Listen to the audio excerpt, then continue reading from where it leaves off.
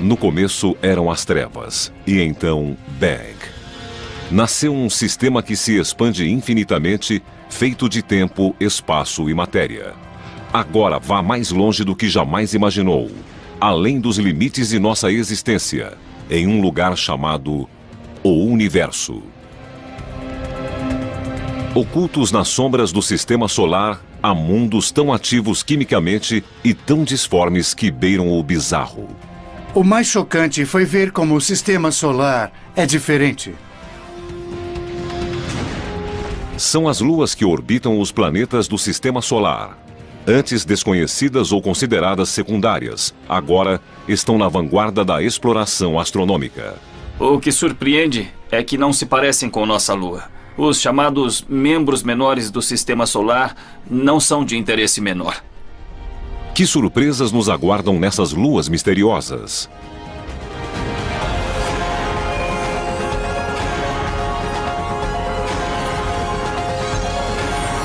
O Universo. Luas misteriosas. Nosso sistema solar foi sempre um terreno fértil para escritores de ficção científica. Mas, com os avanços exponenciais da tecnologia dos telescópios e contatos diretos feitos por sondas não tripuladas, foram abertas as portas para um novo balé de luas. A maioria gira para um lado, algumas giram para o outro, todas em ritmos diferentes, passando umas pelas outras. As internas ultrapassando as externas. Durante quase meio século, acreditou-se que o sistema solar abrigava apenas 32 luas. Suas dimensões variavam da lua de Júpiter, Ganimedes, maior que o planeta Mercúrio, a pequenas luas em formato de asteroide, como as luas de Marte, Phobos e Deimos. Esse número explodiu. Somente em 2007, cientistas anunciaram a descoberta de 20 novas luas em Júpiter, uma em Saturno e 3 em Netuno.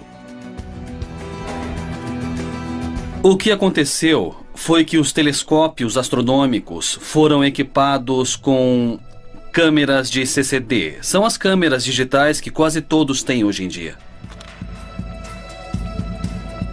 Para os astrônomos, é difícil precisar o número de luas no sistema solar.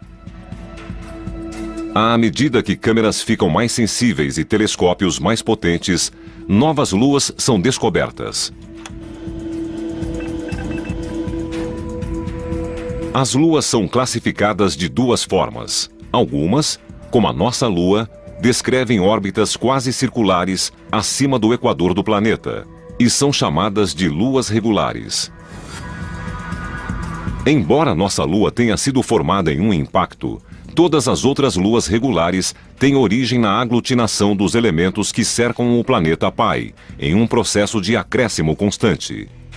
Um exemplo clássico de luas regulares são as luas galileanas de Júpiter, Io, Europa, Ganimedes e Calisto. O material que formou Júpiter espalhou-se um pouco. Esse material acumulou-se nas luas. Luas que possuem órbitas alongadas, ligeiramente inclinadas em relação ao equador dos planetas, são chamadas de irregulares. A maioria delas se move em órbitas retrógradas, no sentido horário se o planeta girar no sentido anti-horário. Phoebe, a lua recém-descoberta de Saturno, é um exemplo perfeito. Ela começou sua vida celestial como um viajante independente, orbitando o Sol antes de ser capturada por Saturno. Seja regular ou irregular, a Lua deve estar ao alcance gravitacional do planeta pai. O limite dessas órbitas é conhecido como esfera de Hill.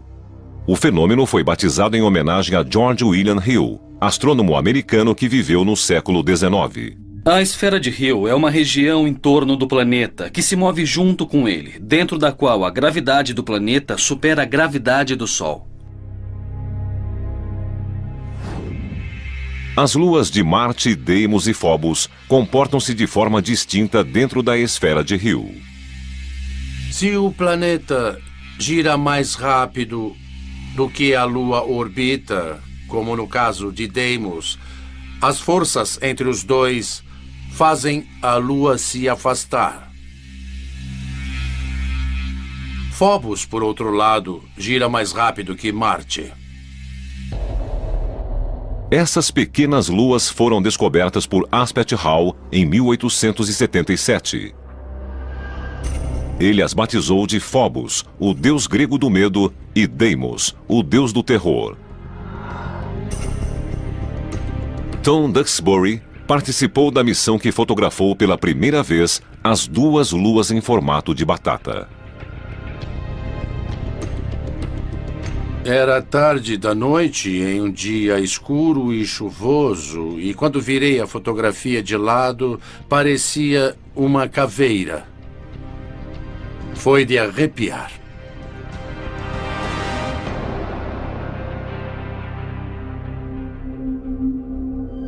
Phobos está numa espiral da morte. Ela orbita a apenas 6.000 quilômetros da superfície de Marte. Nenhuma outra lua está tão perto de um planeta no sistema solar.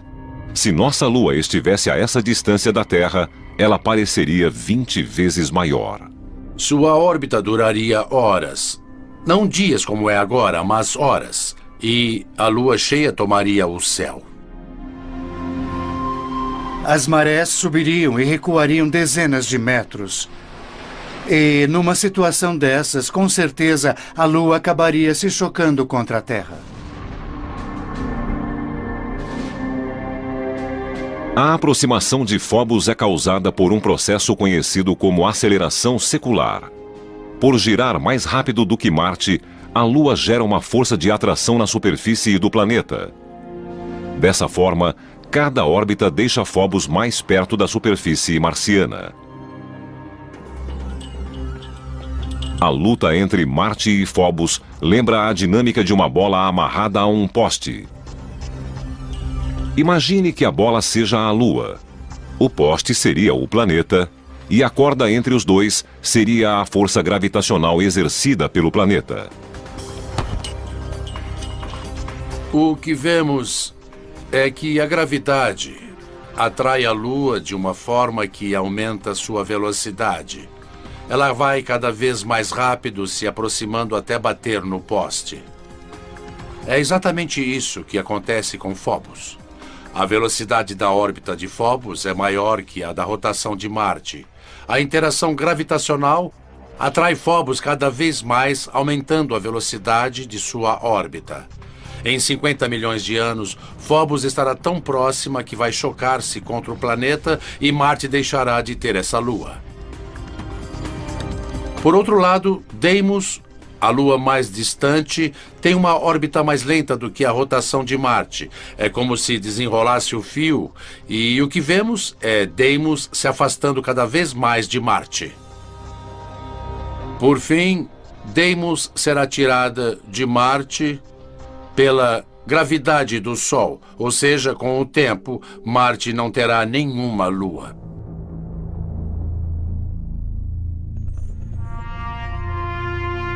Como supera a rotação de Marte, Phobos parece nascer no oeste e se pôr no leste. Em vez de o planeta girar rapidamente sob ela, como no caso de nossa Lua e da maioria das outras, e de nascer no leste e se pôr no oeste, ela é mais rápida do que a rotação do planeta. Por isso ela nasce no oeste, passa à frente e se põe no leste.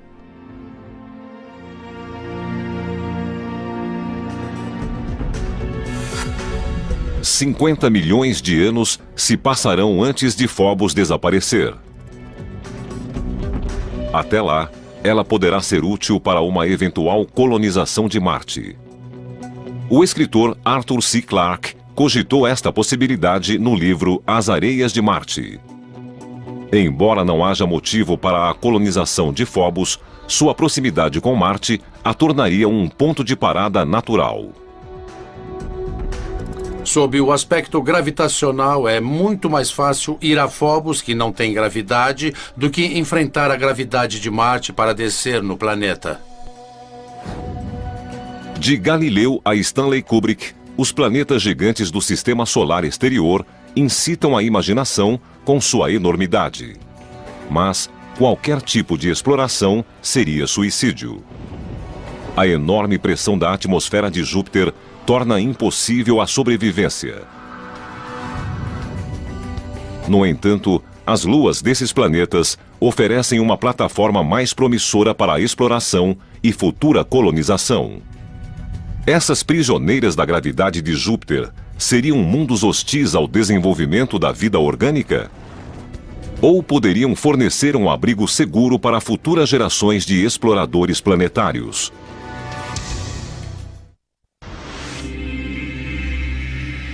Até pouco tempo, pouco se sabia sobre as luas dos gigantes de gelo e gás. Grande parte delas permanecia oculta no brilho de seus planetas. Agora, telescópios modernos e a exploração espacial não tripulada revelaram um reino ocupado por inúmeras luas, de mundos esféricos semelhantes a planetas, a luas disformes com apenas 50 quilômetros de extensão. Júpiter, o maior planeta do Sistema Solar, é um ímã de luas. Tudo começou 4 bilhões e meio de anos atrás, com uma enorme nuvem gasosa que colapsou em si mesma. Esse processo, conhecido como acreção, deu origem ao Sistema Joviano. Quase todo o material aglomerou-se formando Júpiter, mas uma porcentagem mínima juntou-se em pequenos grupos dentro da órbita de Júpiter. Essas mini-acreções solidificaram-se e formaram as luas regulares de Júpiter: Io, Europa, Ganimedes e Calisto. À medida que Júpiter coalescia, sua enorme força gravitacional atraía pequenos resquícios do nascimento do Sistema Solar. Os planetas gigantes se formaram em um ambiente gasoso rico, em que havia muito material por todo o Sistema Solar que ainda podia ser capturado. O número de luas de Júpiter varia de 60 a 200 dependendo de quem as conta. O mais certo é que, se fosse possível ficar no limite da atmosfera gasosa de Júpiter, quem olhasse para o céu veria uma dança magnífica de objetos lunares. Seria muito bom poder ver as luas. De tempos em tempos, Io passaria. A cada 2 vezes que Io passasse, veríamos Europa, ao mesmo tempo. E a cada 4 passagens de Io, veríamos Ganimedes. Um membro deste elenco joviano é tão afetado pela massa de Júpiter que literalmente sofre implosões. Em fevereiro de 2007, a nave New Horizons, a caminho de Plutão, voltou suas câmeras para Io. Io tem o tamanho aproximado da Lua terrestre e orbita a 420 mil quilômetros da superfície de Júpiter. O que a diferencia das outras luas jovianas é seu vulcanismo espetacular. As câmeras registraram fotografias detalhadas de lava incandescente em toda a superfície de Io. Uma enorme nuvem de poeira com 300 quilômetros de espessura ergue-se sobre a superfície da Lua. Assim como todas as luas regulares de Júpiter, Io recebe o nome de uma amante do deus Júpiter, da mitologia romana. Ela foi descoberta por Galileu em 1610. A Lua foi fotografada pela primeira vez pela nave Pioneer em 1974 e pela Voyager em 1979. Sua atividade pulsante vem intrigando cientistas há décadas. A Io expele cerca de 1 tonelada de material por segundo, a cada segundo de cada dia. É uma máquina fenomenal.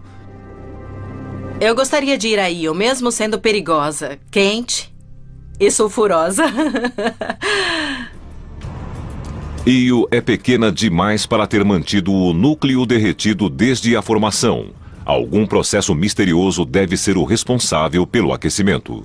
O interior de Io deve permanecer derretido, porque é pressionado demais quando orbita Júpiter. O processo é conhecido como aquecimento friccional. A força gravitacional de Júpiter causa atrito no núcleo de Io. Da mesma forma que um escultor molda um bloco de argila, Júpiter está incessantemente criando sua própria obra-prima. Se uma lua sofre o efeito do aquecimento friccional, ela se torna maleável. Ela pode ser esticada como argila e deformada pela gravidade do planeta pai. A superfície da Lua é fria. Ela se parte da mesma forma que a argila quando se puxa rapidamente. Mas o interior, que é quente, pode fluir, ser esticado e moldado pela gravidade do planeta pai. Luas regulares costumam ter órbitas circulares. Para produzir aquecimento friccional, uma lua deve possuir uma órbita mais alongada na qual a distância do planeta mude radicalmente durante uma única revolução. Essas órbitas excêntricas ocorrem somente quando são influenciadas pela gravidade de outra lua. Quando uma lua está numa órbita excêntrica não circular, ela se aproxima e se afasta de seu planeta pai. Assim, ela é achatada e puxada quando está mais próxima. Io está em ressonância orbital com outras duas luas, Europa e Ganimedes. Enquanto Júpiter e Io lutam para estabelecer uma relação sincrônica, Europa e Ganimedes puxam Io em direções opostas. Júpiter a puxa de volta e Io é esticada e comprimida no processo. O aquecimento friccional em Io, responsável por seus grandes vulcões, tem um efeito colateral. Ele cria o maior objeto visível estacionário no sistema solar. Uma enorme nuvem gasosa 500 vezes maior do que Júpiter.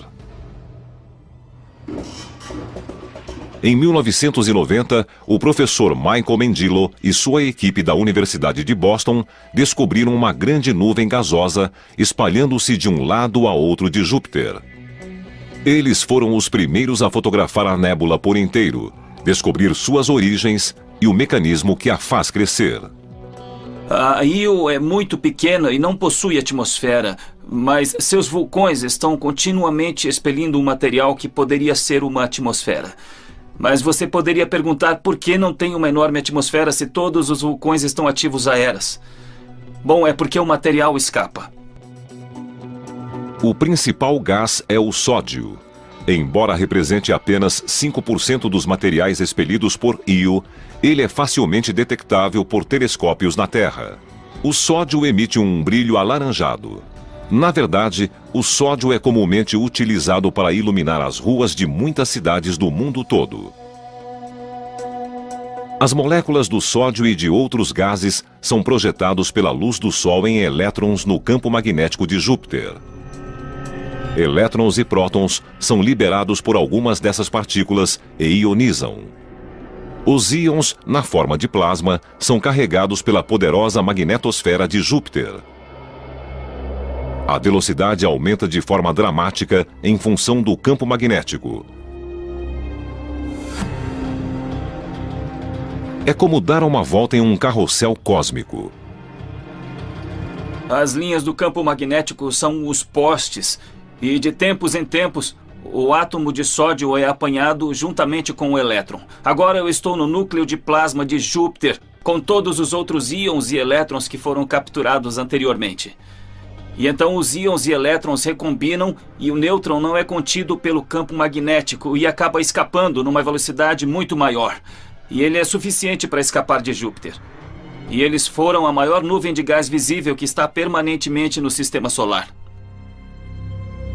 Se a nébula pudesse ser vista a olhos nus, teria o tamanho de 12 luas no céu. É tão grande que, para vê-la, Michael teve de criar um telescópio especial. Na verdade, para se ter um grande campo de visão, só precisamos de uma pequena lente. O binóculo nos dá um grande campo de visão.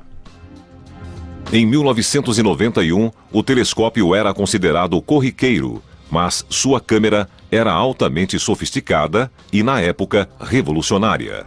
Era uma câmera digital. Quando se tira uma foto na forma de números, é possível fazer qualquer coisa com ela. Michael e sua equipe sabiam que havia sódio na nébula. O sódio também está presente na atmosfera terrestre. Eles conseguiram comparar imagens digitais das atmosferas da Terra e de Júpiter e criar uma imagem da nébula.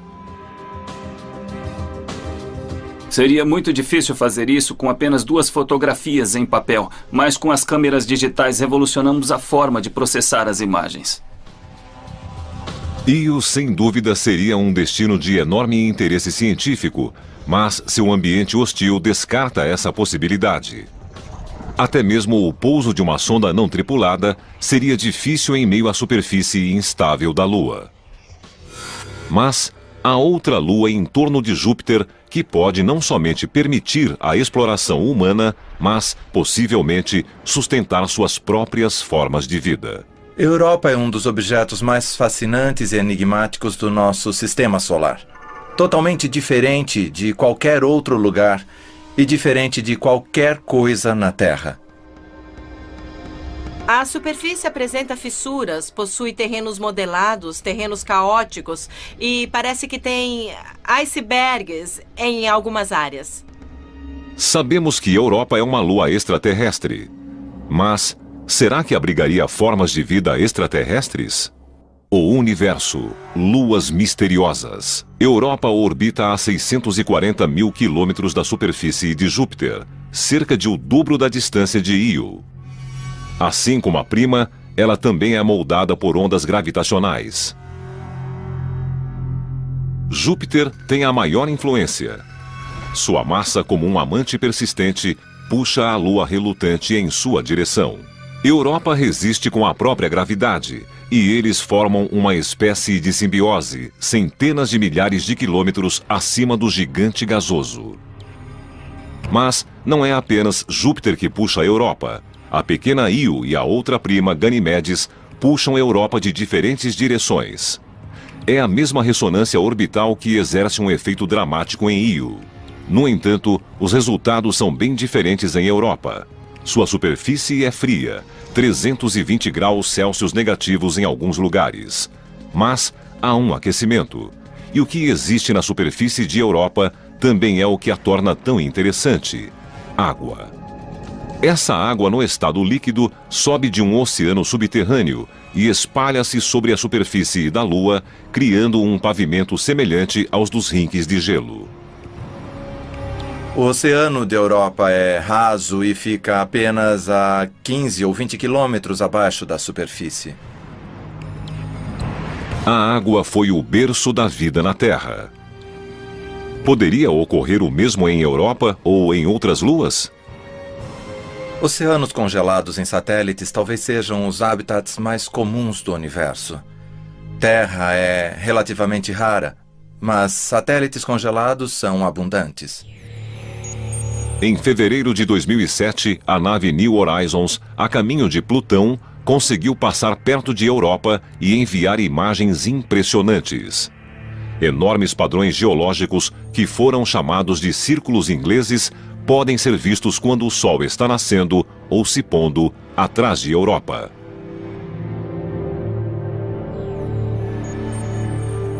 Eles são muito grandes. Se você tentasse atravessar um desses círculos, desceria até um local algumas dezenas de metros abaixo do nível onde começou e subiria novamente. A semelhança dos círculos ingleses de Europa com os encontrados aqui na Terra termina quando levamos em conta as dimensões. Cada um deles tem de 3 a 5 mil quilômetros de diâmetro. Eles são rasos demais e muito uniformes para serem crateras criadas por impactos. Asteroides e cometas possuem diferentes tamanhos e formatos. Os círculos de Europa são geologicamente muito semelhantes. Embora nada tenha sido provado, tudo indica que a grande massa de Júpiter seja a responsável por eles. Supõe-se que o gelo que cobre a Europa não é preso ao núcleo da Lua. Em vez disso, flutua sobre o oceano abaixo como um iceberg esférico. A região polar teria sido moldada por Júpiter e, ao longo de centenas de milhares de anos, deslocado-se em direção ao Equador. Isso formaria uma série de pequenas depressões circulares a partir da região polar em direção ao Equador. Se a crosta de gelo em Europa possuir estrutura semelhante aos icebergs na Terra, a maior parte dela estará abaixo da superfície do oceano. Isso teria enormes implicações para explorações futuras. Significa que abaixo dela deve haver uma quantidade de gelo 8 ou 9 vezes superior para que esse tipo de topografia exista. A teoria do iceberg derruba a crença de que o oceano de Europa pode ser facilmente alcançado através de uma fina crosta. O mapeamento por radar e por radiação ultravioleta será ainda mais importante antes que uma sonda pouse na superfície da Lua. Futuros exploradores terão de procurar os pontos por onde a água do oceano chega à superfície e, a partir deles, encontrar um meio de chegar a ele. Os mesmos exploradores talvez decidam montar uma base de operações em Ganimedes, a maior lua de Júpiter. Assim como Phobos serviria como ponto de parada na exploração de Marte, Ganimedes teria a mesma função no sistema joviano. A Lua é maior que o planeta Mercúrio, e sua gravidade, entre todas as luas de Júpiter, é a mais próxima da gravidade terrestre. Embora esteja em ressonância orbital com Io e Europa, está longe o bastante de Júpiter para ser menos afetada pelas forças de atração do gigante gasoso. Em Ganimedes poderíamos, digamos, pousar em uma grande cratera e construir uma região protegida por um domo, impedindo a entrada das partículas carregadas do sistema joviano e criando um local seguro para estudar não só Ganimedes em si, seu campo magnético, seu interior e sua geologia, mas o sistema de Júpiter como um todo. Ganimedes é a única lua no sistema solar com o próprio campo magnético.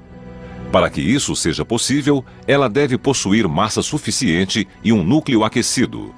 A massa é visível, mas não se sabe exatamente de onde vem o calor. Ganimedes sofre influência das forças de atração tanto de Io como de Europa. No entanto, medições feitas em sua órbita indicam que ela é esférica o bastante para evitar as deformações sofridas pelas luas menores. Imagina-se que aconteceu alguma coisa no passado de Ganimedes que mudou ligeiramente sua órbita. Talvez essa irregularidade tenha ficado fora de controle por algum tempo e gerado muito calor no interior da Lua, aquecendo o núcleo. Na verdade, não sabemos. A única certeza que temos é que a passagem da nave New Horizons pelo sistema joviano nos deu uma boa ideia das maravilhas que poderemos encontrar nas luas de Júpiter. Cientistas aguardam com ansiedade o dia em que uma sonda descerá em uma dessas luas e começará a revelar os segredos desses mundos misteriosos. Outra lua gelada orbita o gigante gasoso Saturno. Ela é pequena demais para manter a própria atmosfera, mas isso não a impede de se aproveitar da atmosfera de seu planeta pai. Encélado, embora muito pequena, tem o nome de uma tribo de gigantes da mitologia grega. Assim como Io e Europa, Encélado tem uma órbita excêntrica em torno de seu planeta pai, Saturno. As forças de atração de Saturno esticam e puxam a pequena lua, gerando calor em seu interior. Mas, diferente de Io, o material fundido não é expelido para uma nuvem gasosa. A água também não aflora do mesmo modo que em Europa. Na verdade, Encélado lança água em jatos na atmosfera de Saturno. Nós chamamos de vulcão. É mais como um geyser. O vapor de água fica, então, orbitando a pequena lua ou, devido à proximidade com Saturno, é atraída ao planeta pela gravidade. A partir do trabalho desenvolvido no estudo de Io, Michael Mendilo e sua equipe na Universidade de Boston voltaram as atenções para o efeito de Encélado sobre a atmosfera de Saturno. Descobrimos que a água é um excelente catalisador para recombinar íons e elétrons. Antes de Cassini, cientistas baseavam-se em modelos feitos pelo computador para determinar as condições atmosféricas em torno de Saturno. Mas os dados da missão indicaram que a ionosfera do planeta tinha apenas 10% do tamanho estimado pelos cálculos. A água gelada expelida por Encélado neutraliza as partículas carregadas na ionosfera de Saturno. Autorização confirmada. Decolar. Assim, os cientistas descobriram quase por acaso o efeito exercido pela água na atmosfera terrestre. Em 1973, quando a NASA lançou seu laboratório espacial, também lançou pela última vez o foguete Saturno V, o foguete da Lua. E nunca antes um veículo espacial havia queimado combustível até atingir a ionosfera. Aquele motor gigantesco lançou 1 tonelada por segundo de vapor d'água na ionosfera. E a ionosfera quase desapareceu naquele dia. O foguete abriu um buraco na ionosfera terrestre, a camada superior da atmosfera. Foram necessárias 24 horas para a radiação ionizante do Sol fechar esse buraco. No entanto, em Saturno, onde Encélado lança continuamente 6 toneladas de água por minuto na atmosfera, os efeitos são marcantes. Não existe a possibilidade de Encélado acabar completamente com a ionosfera do planeta pai. Mas esta lua minúscula, com apenas 500 quilômetros de diâmetro, chamou a atenção da comunidade científica e do próprio Saturno.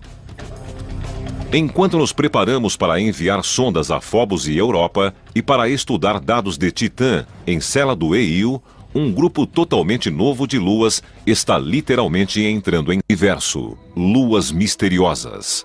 Antes dos anos 1990, grande parte dos astrônomos acreditava que havia apenas 34 luas no sistema solar. A maioria delas era regular como a nossa, corpos esféricos em órbita do planeta pai, seguindo a mesma direção de sua rotação. Mas alguns desses satélites são conhecidos como luas irregulares. Essas luas incomuns seguem órbitas alongadas. Muitas vezes, elas são inclinadas e têm direção oposta à rotação do planeta. Elas parecem batatas voadoras, lascas ou amontoados disformes. Elas foram difíceis de achar até agora porque são muito pequenas e também costumam ser muito escuras. O advento da fotografia digital e o uso de instrumentos ópticos mais sensíveis mudaram o terreno lunar em uma década. O Dr. Brett Gladman, da Universidade da Colômbia Britânica, descobriu sua primeira lua irregular em 1997 no Observatório Palomar. Desde então, ele trouxe à luz 17 objetos que eram desconhecidos no sistema solar. Detectamos objetos no sistema solar exterior, observando sua movimentação em relação às estrelas e galáxias de fundo que são estacionárias. Então, se tirarmos uma foto do céu, esperarmos 1 hora e tirarmos outra foto, nenhuma das estrelas na galáxia terá se movido. Mas objetos distantes no sistema solar exterior terão se deslocado de forma visível entre as duas imagens. Assim, comparando as duas fotografias, veremos, como neste caso, um objeto móvel. O objeto pode ser um cometa ou um asteroide, ou, se orbitar um planeta de modo retrógrado, uma nova lua irregular. Outra diferença importante entre as luas regulares e irregulares é que as irregulares são capturadas. Elas se formam de modo independente do planeta em torno do qual orbitam e, provavelmente, fizeram parte dos detritos gerados na formação do nosso sistema solar. Phoebe, a maior lua irregular que orbita Saturno, é um exemplo clássico. Phoebe orbita bem longe de Saturno. Tem órbita elíptica e muito inclinada. Tem direção retrógrada. Imagens da Voyager indicam que ela parecia ter sido um asteroide, e todos imaginavam que era um asteroide que havia sido capturado.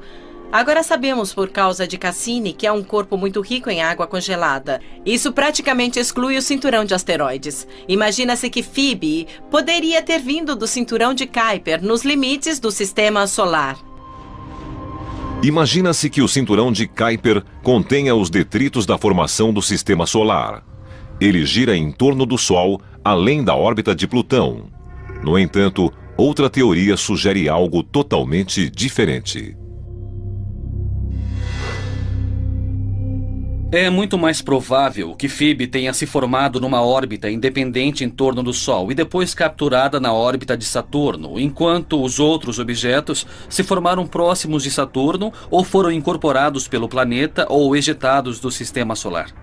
Phoebe então seria composta dos detritos planetários que flutuavam em torno de Saturno na época de seu nascimento. Por causa disso, deve possuir um material diferente de algumas das luas irregulares que orbitam Júpiter. Se for este o caso, seria possível discernir e comparar os diferentes ingredientes que deram origem a esses dois gigantes gasosos. Atualmente, 3 teorias tentam explicar como Phoebe e outras luas irregulares perderam sua independência. 2 delas sugerem que elas foram capturadas quando o sistema solar estava em formação e os planetas ainda eram um acúmulo de bolhas de gás e detritos. A teoria do arrasto gasoso é a mais direta.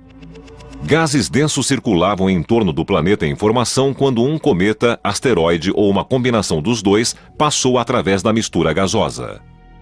Nós sabemos que os planetas gigantes construíram seus sistemas de satélites em grandes discos em torno deles, uma espécie de mini-sistema solar ao redor de cada planeta.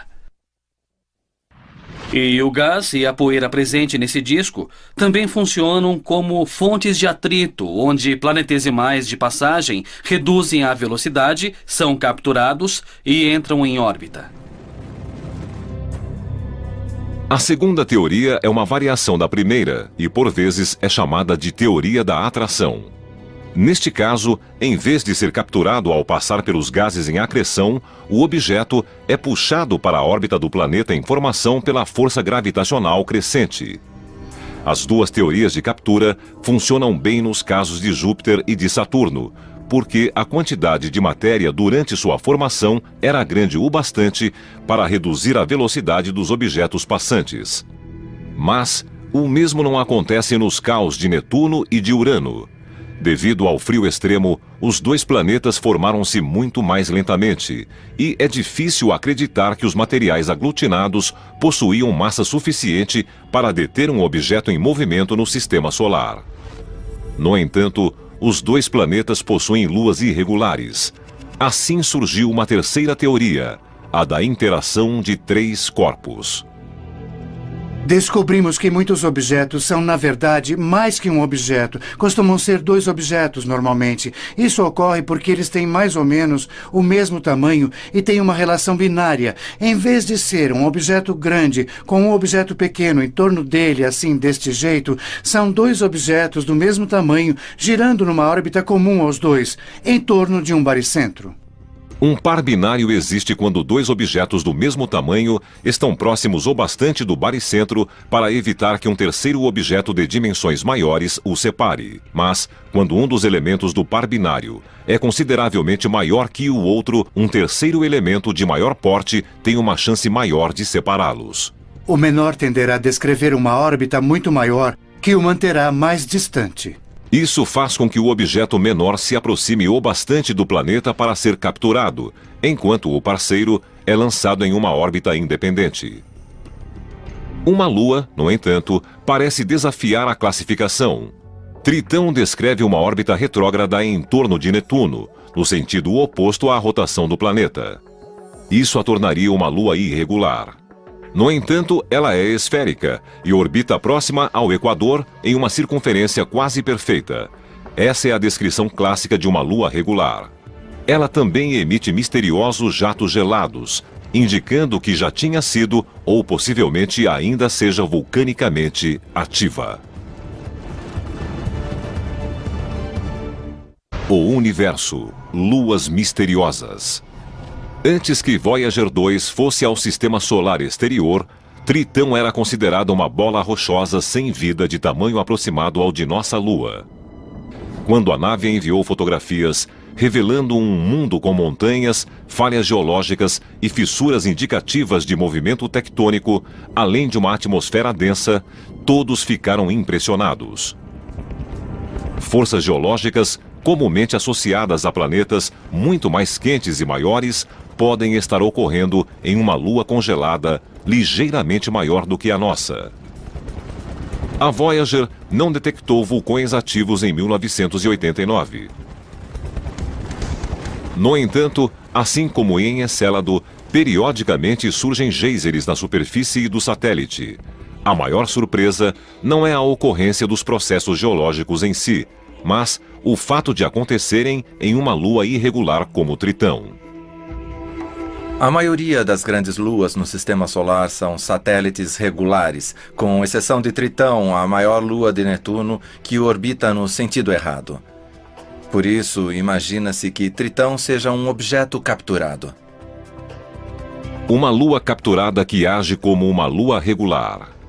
Como um objeto do tamanho de Tritão reduziu tanto a velocidade a ponto de não passar pela atmosfera de Netuno ou de colidir diretamente contra o planeta.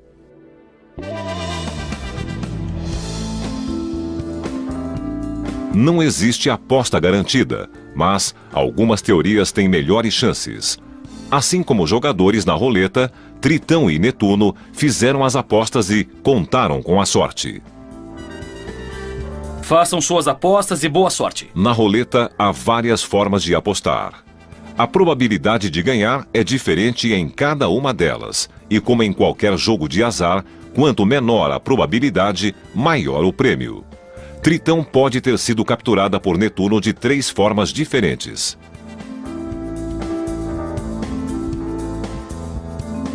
As 3 hipóteses são fisicamente possíveis, mas a primeira ideia de um arrasto gasoso é a menos provável, simplesmente porque o intervalo de tempo em que Netuno teve um disco de gás e poeira que poderia ter capturado a prototritão foi muito pequeno. A chance seria muito pequena. Seria como apostar no zero verde da roleta. É mais provável que a prototritão, em algum momento da história do Sistema Solar, tenha se chocado com um grupo de satélites gelados e essa colisão tenha originado o Tritão. Seria como apostar nos 12 primeiros números da roleta. Há uma chance em 3 disso ter acontecido.